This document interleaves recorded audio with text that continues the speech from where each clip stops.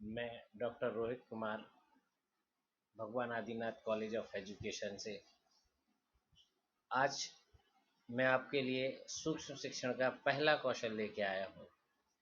सूक्ष्म शिक्षण, जो कि मैंने पिछली क्लास में बताया था कि एक ऐसा शिक्षण कौशल है जिसके माध्यम से हम छात्र शिक्षक के अंदर की कौशलों का विकास करते हैं।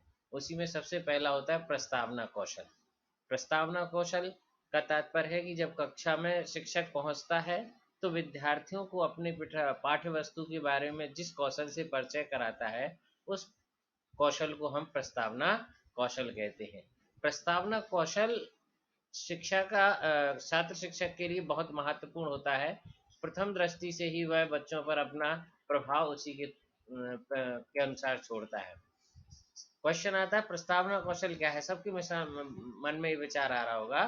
तो छात्र अध्यापक द्वारा अपने पाठ्यक्रम को छात्रों को परिचय कराना प्रस्तावना कौशल कहलाता है। इसके लिए अध्यापक क्यों करता है ये?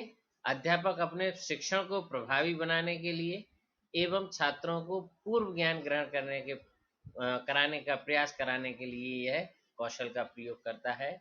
दूसरा, इसमें प्रश्न पूछने की विधि की प्रमुखता दी जाती है, क्योंकि प्रश्नों के माध्यम से ही छात्रों के अंदर उनकी मानसिकता में ज्ञान जागृत होता है कि हम क्या पढ़ रहे हैं, इसकी जानकारी उन्हें मिलती है। इस कौशल में हम 4 प्रश्नों को ही पर्याप्त मानते हैं। प्रस्तावना कौशल के उद्देश्य क्या है? छात्र शिक्षक को छात्रों को ध्यान प्रस्तुत पाठ की ओर आकर्षित करना। दूसरा है छात्रों को तैयार करना, छात्र अध्यापक को निपुण बनाना। तीसरा है छात्र शिक्षक के पूर्व ज्ञान को नवीन ज्ञान से जोड़ने में दक्षता प्रदान करना। प्रस्तुत पाठ में छात्र की रुचि उत्पन्न करने में छात्र शिक्षक को कुशल बनाना, यही प्रस्तावना कौशल का मुख्य उद्देश्य होता है। जो घटक हैं, इसके प्रमुख घटक कौन कौन से हैं? सबसे पहला है छात्रों के पूर्व ज्ञान से प्रश्न तथा कथनों को संबंधित करना, कथनों और प्रश्नों को श्रृंखलाबद्ध करना, छात्रों को ध्यान व रुचि को ध्यान में रखते हुए प्रश्न प्रस्तुत करना और प्रस्तावना का प्रभावपूर्ण प्रस्तुतिकरण करना। मैं एक उदाहरण देता हूँ कि एक छात्र जब बीएड में छात्र शिक्षक होता है तो वह किस तरीके से 6 मिनट की सूक्ष्म योजना को तैयार करता है क्लास में पढ़ाने के लिए। मैंने एग्जाम्पल लिया है विज्ञान का।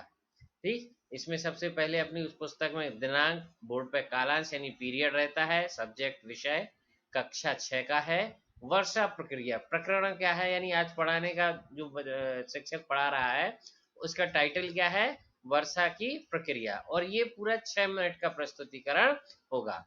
उसके उद्देश्य, इस पाठ को पढ़ाने का उद्देश्य क्या है? पाठ वस्तु के प्रति रुचि जागृत करना, छात्रों के अंदर रुचि जागृत करना, विषय के प्रति जिज्ञासा पैदा करना, चिंतन शक्ति पैदा करना, बच्चों का ध्यान केंद्रित कराना और पूर्व ज्ञान को नवीन ज्ञान से जोड़ना, ये प्रमुखता है। पूर्व ज्ञान क्या है? जो उसने क्वेश्चन किए होंगे, छात्रों को वायुमंडल में होने वाली बाष्पीकरण की प्रक्रिया का पहले से ज्ञान है। शिक्षक पढ़ाने के लिए अपने साथ चौक, डस्टर और एक पोस्टर ले जाता है जिसके माध्यम से वह वर्षा की प्रक्रिया को समझा सकता है। प्रस्तुतिकरण के लिए सबसे पहले वह प्रश्न करता है बच्चों से, आर्द्र वायु के ऊपर उठने से क्या होता है? तो बच्चों की क्रिया क्या रहती है? जवाब देते हैं बच्चे, आर्द्र ऊपर उठने से ठंडी हो जाती है। फिर शिक्षक द्वारा क्वेश्चन करेगा, ठंडी होने पर आर्द्रता की मात्रा किस रूप में बदल जाती है?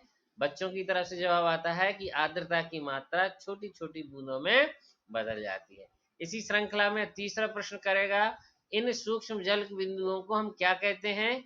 बच्चों की तरफ से उत्तर आता है, इन सूक्ष्म जल बिंदुओं को वर्षा कहते हैं। जब फिर अगला क्वेश्चन इसी श्रृंखला में पूछता है कि वर्षा कैसे होती है, तो विद्यार्थी चुप हो जाते हैं, अर्थात विद्यार्थियों को इस प्रश्न का जवाब नहीं आता। तब फिर अध्यापक अपना उद्देश्य बताता है कि मेरा उद्देश्य है आज हम कक्षा में वर्षा होने की प्रक्रिया को समझेंगे। इस तरीके